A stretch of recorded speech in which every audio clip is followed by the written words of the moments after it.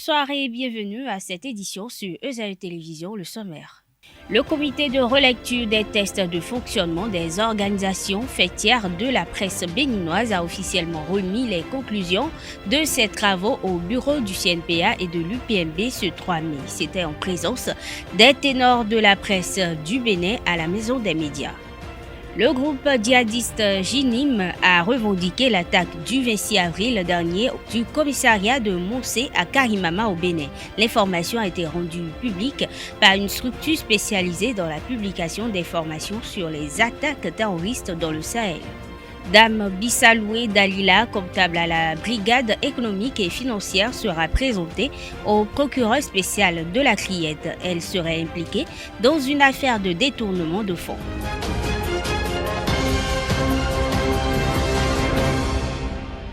Bienvenue à toutes et à tous à l'occasion de la célébration de l'édition 2022 de la Journée mondiale de la liberté de la presse. Le comité de relecture des tests de fonctionnement des organes de gestion des médias du Bénin a procédé à la remise officielle des conclusions de ses travaux au bureau de l'Assemblée spéciale, des bureaux du Conseil national de la presse et de l'audiovisuel et de l'Union des professionnels des médias du Bénin. C'était en présence de grands noms du journalisme béninois. Reportage signé Anaël Dohou, Quentin Amoussou.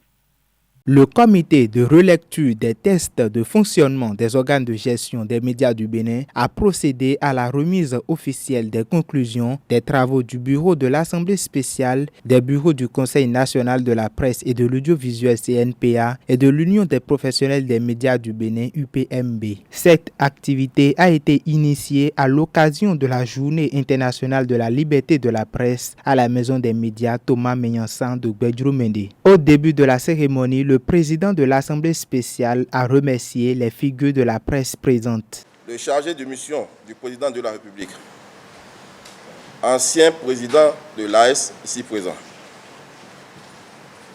Madame la vice-présidente de l'AS, Monsieur le président de l'ODEM, Mesdames et Messieurs les membres de l'Assemblée spéciale, Mesdames et Messieurs les patrons de presse ici présents, Mesdames et Messieurs les membres du comité de relecture, chers professionnels des médias, chers invités de marque, chers anciens doyens, soyez les bienvenus. Je ne peux cacher ma satisfaction et ma joie de voir que vous avez répondu si massivement à notre invitation.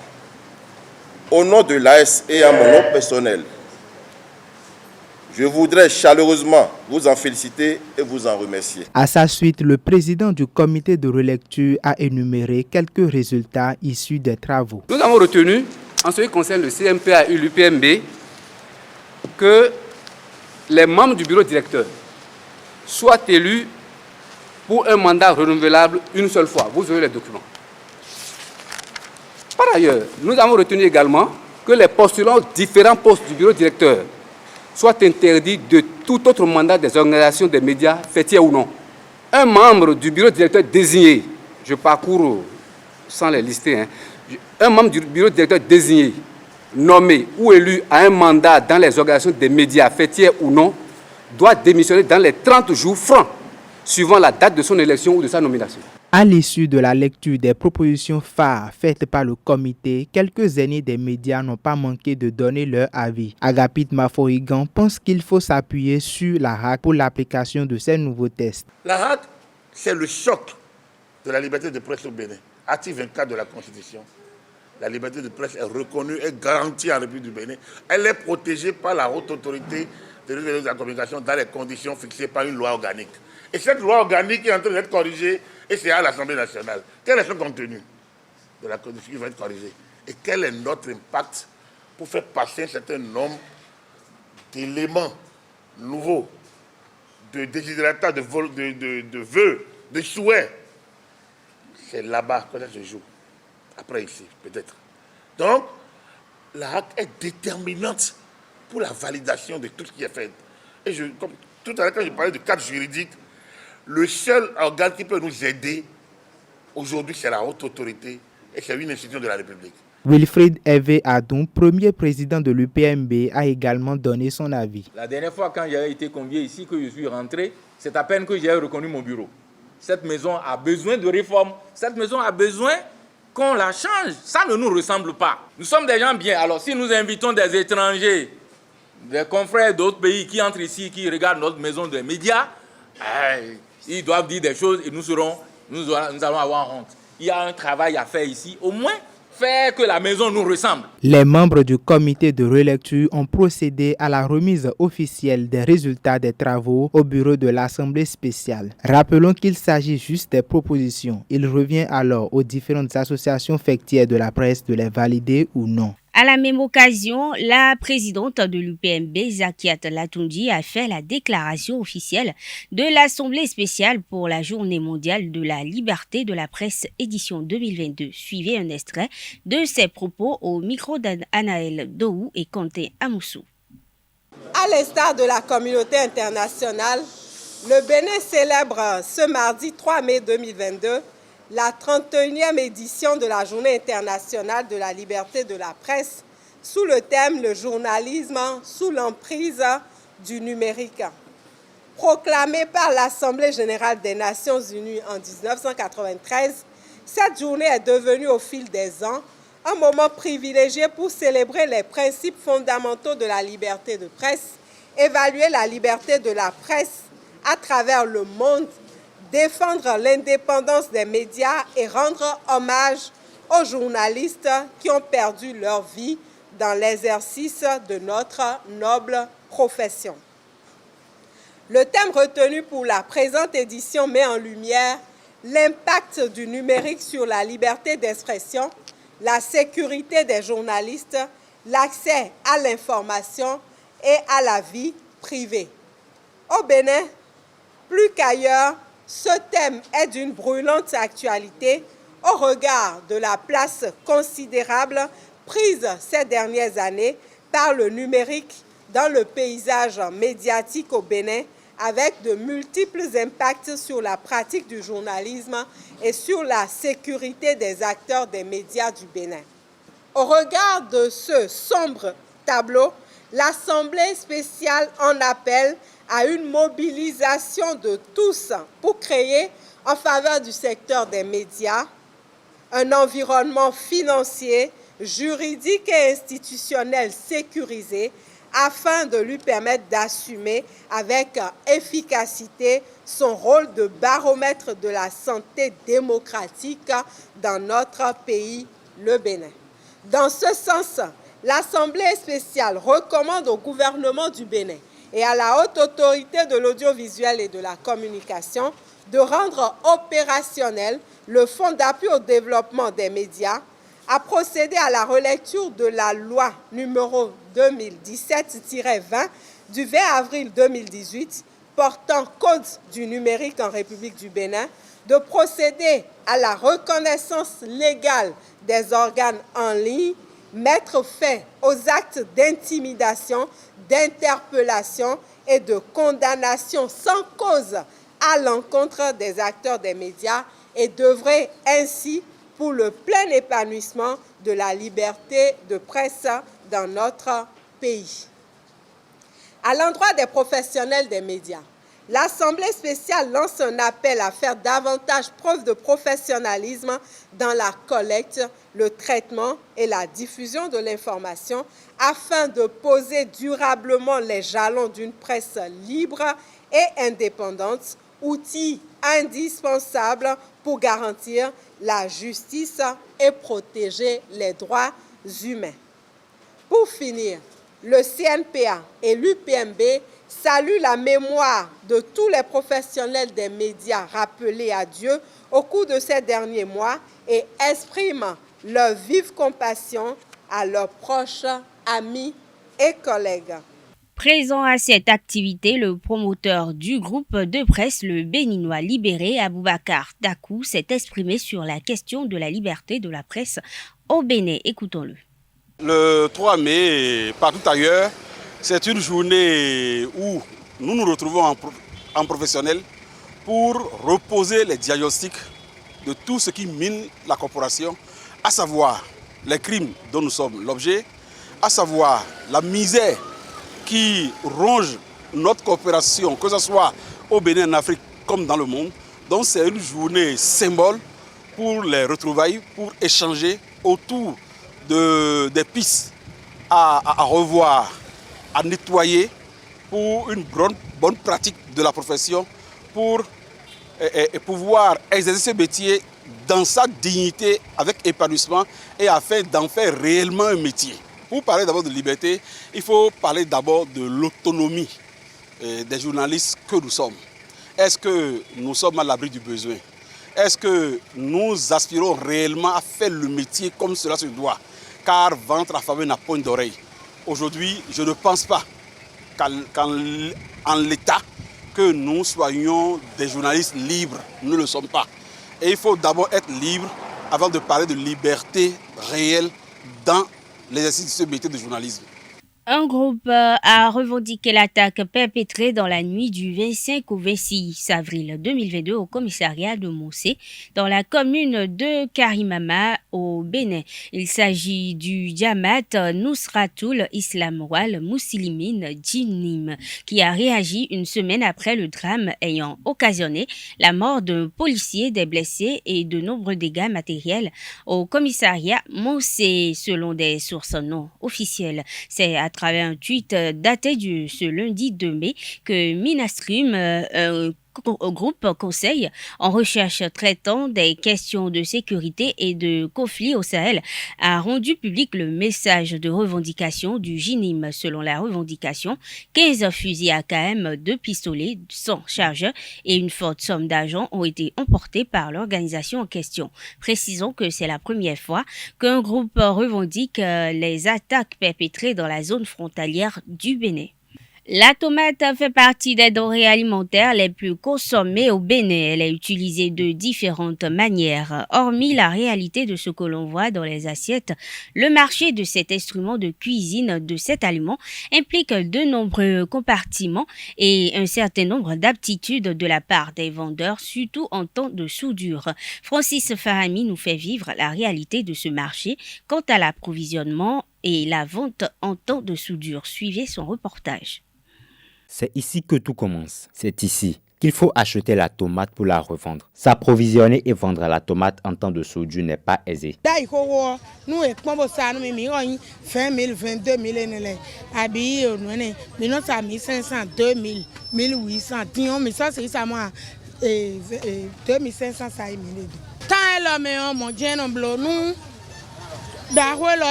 Dans certains cas, les vendeuses n'ont pas l'opportunité d'écouler tout leur stock de tomates. Elles arrivent à sauver une partie à l'occasion en les vendant aux restaurateurs.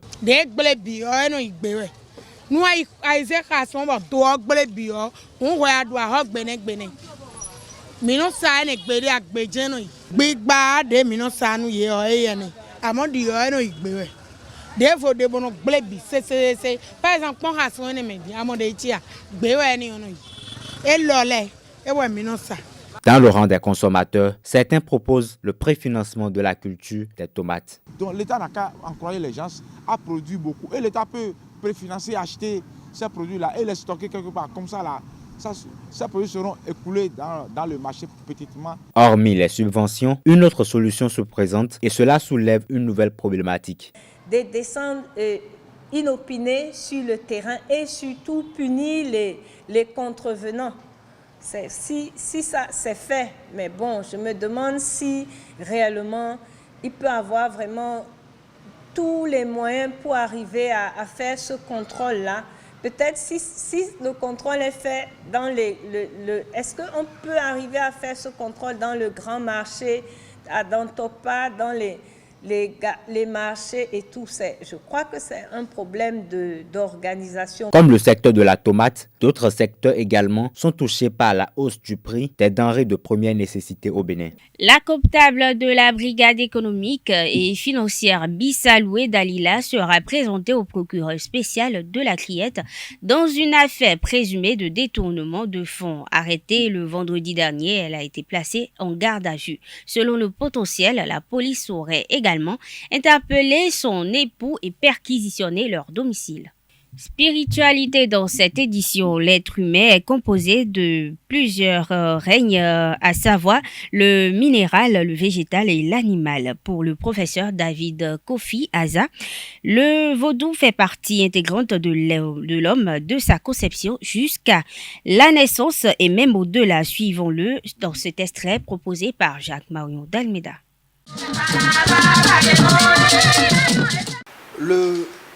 Le vaudou, c'est un réceptacle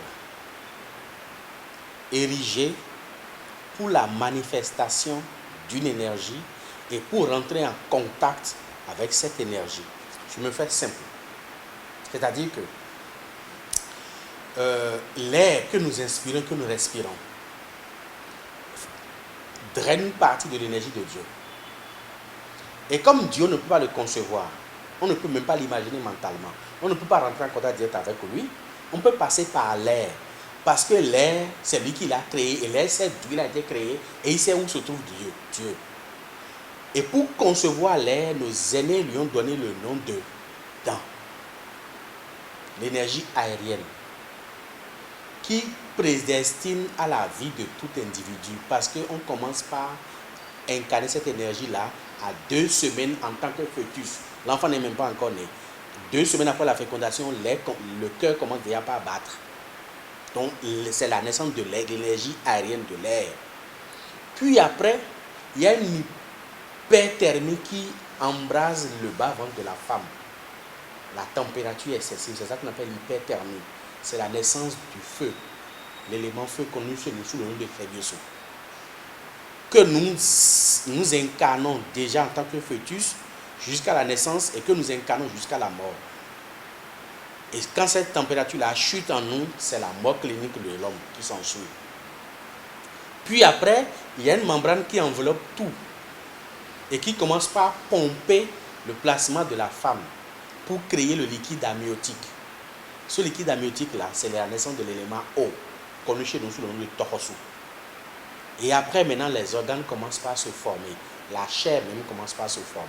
C'est la naissance de l'élément terre, connu chez nous sous le nom de Sapata. Donc l'homme, lui-même, là, étant debout, est une entité, est plusieurs entités à la fois. Et après, maintenant, il y a les os qui se forment. Les os, c'est connu chez nous sous le nom de Gou. L'énergie de la résistance, l'énergie du fer. C'est ce qui fait qu'on tient debout. Donc, nos aînés ont observé tout ça là dans le macrocosme et dans le microcosme. Le macrocosme, c'est l'ensemble de l'univers. Le microcosme, c'est l'homme. Donc, la terre se retrouve au niveau de l'homme, l'eau se retrouve au niveau de l'homme qui fait 70% de la masse corporelle de l'homme, l'eau. La température se retrouve chez l'homme, l'air se retrouve chez l'homme, le goût se retrouve chez l'homme. Le Serbolissa dont nous parlons, qui est le représentant de Dieu sur la terre, se retrouve au niveau de notre crâne. L'énergie duelle se retrouve au niveau de notre cerveau, les 2 cerveaux que nous avons. Et ces 2 cerveaux-là, c'est ce que nous appelons Roho chez nous, l'énergie duelle. Nous avons également le Torion. Le Torion, c'est l'ancêtre éponyme qui suppose que et qui fait concevoir que l'homme est en perpétuelle réincarnation. C'est-à-dire qu'une fois que nous sommes nés, c'est parce qu'on était déjà né, on est mort, on est revenu. Et que l'homme renaît plusieurs fois. Donc autant que nous sommes sur la planète, nous sommes des polluteurs, nous sommes des revenants. Nous sommes déjà partis, nous sommes revenus. Et nous allons mourir, on va encore revenir jusqu'à la perfection. L'homme est né pour se perfectionner, au fait. Donc, pour pouvoir entrer en contact direct ou nous harmoniser nous-mêmes avec cette divinité-là, non seulement qui est en nous, mais qui est également dans l'espace, nos aînés ont conçu des réceptacles en tenant compte de la vertu des éléments des 3 règnes, à savoir le règne minéral, végétal et animal. Donc quand on prend dans, par exemple, l'énergie aérienne, on va prendre dans le règne minéral tous les éléments qui sont en harmonie avec dents. On met là. On va voir au niveau du règne animal, tous les éléments qui sont en harmonie avec dents. On met là. Au niveau du règne végétal, tous les éléments, les feuilles, les plantes qui sont en harmonie avec dents. On met le tout ensemble. C'est tout ce qu'on appelle vaudou. Et une fois le tout mis ensemble là, on actionne ça avec le verbe créateur. Tout est créé par le verbe. Une fois vous mettez le verbe créateur, ça s'ébranle, ça se met en mouvement. Et là, vous pouvez rentrer en contact maintenant avec cette énergie-là, à ce niveau-là précis, pour vous harmoniser pour votre bien. Et chaque vaudou a une particularité. Mesdames et messieurs, nous sommes à la fin de cette édition. Merci de votre attention. Excellente soirée à toutes et à tous et à demain.